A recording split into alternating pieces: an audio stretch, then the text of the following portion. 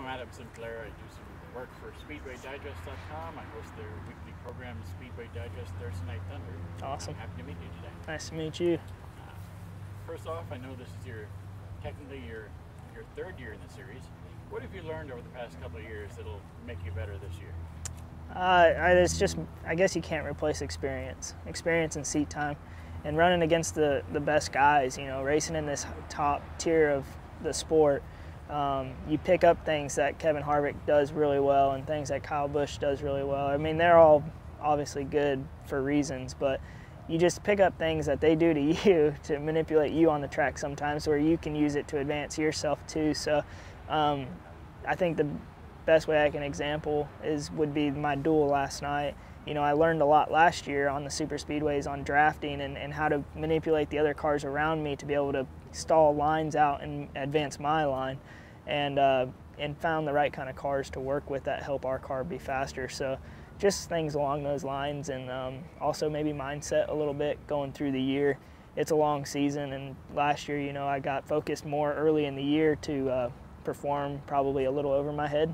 And, you know, instead of running 28th that night, I might have wrecked trying to get to 26th, where at the end of the year it meant a lot more to sit there and run 27th, 28th, than try to wreck for those spots. And half the time I would think that everything meant so much at the beginning of the race, and I would wear our car out or wear myself out, and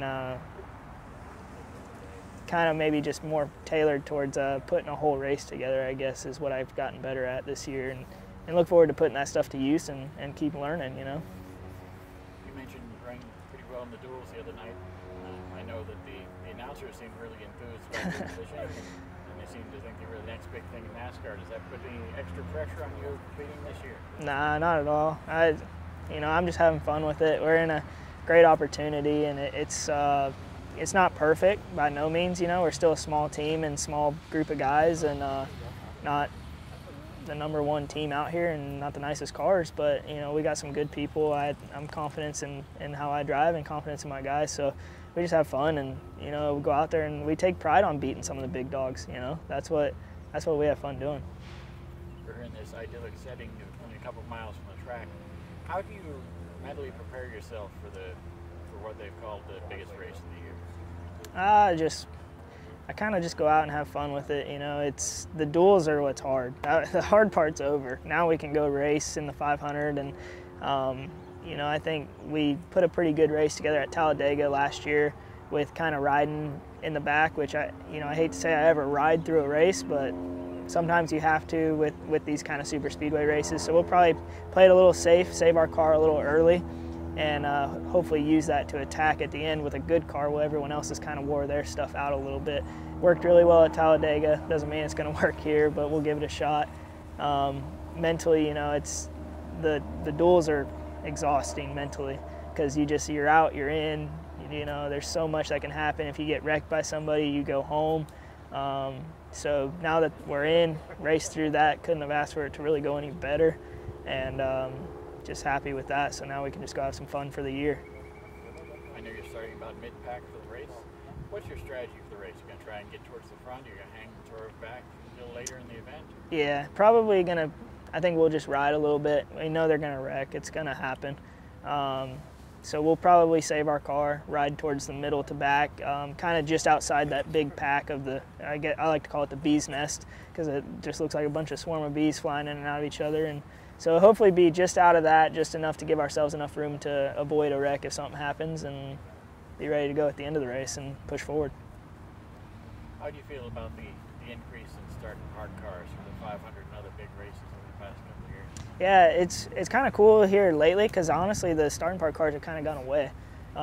It's pretty much down to 0 cars now, and it's good to see, because it was bad for the sport. It made the sport softer, I guess you could say, and you know, I'm proud to see our sport rising up, seeing more cars. I mean, we sent 7 or 8 cars home from this race, so yeah, that means we've got a lot of cars showing up. That's good. They haven't sent cars home in a while, so proud to see our sport growing. I know you were in what they've called the biggest rookie class of NASCAR history last year. How did that affect your year, and the fact that you weren't exactly the marquee name for most of these I knew I wasn't going to be. You know, I mean, obviously optimistically I was like, yeah, we're going to go out there and outrun them. But I mean, if you look at it, it's a RCR car, full-blown RCR car, and a full-blown Ganassi car, and even like a Nets and a, you know, a type of RCR funded team, kind of stuff like that. So, and we were in a team that folded and picked up another team, and we were building our own cars, own motors.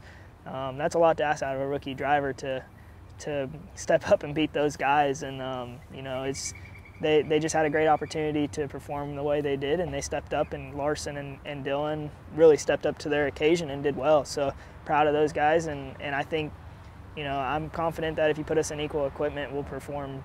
You know, I think we can perform right there with them. I've outran those guys before, not saying that I'm better than them, but I think we're very equal of drivers, and I think they're good, and I think I'm good as well. So, but they have the right opportunity, and they make the most of it, and, you know, hopefully one day I can do that too.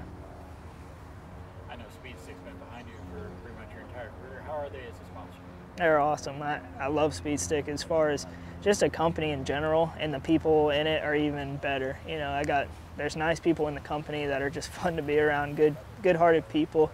And then you can't ask for a better branding. I mean, think about it, something that talks about the superior sweat protection on stressful situations. How do you get any more stressful than what we did last, you know, Thursday night?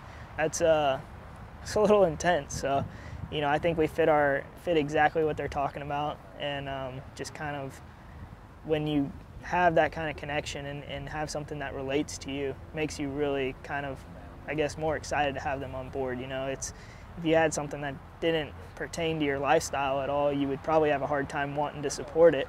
But when you have something that's kind of based off of your lifestyle and kind of loves the way that you live and the way that everything goes kind of through your life, makes it a lot more fun to represent them.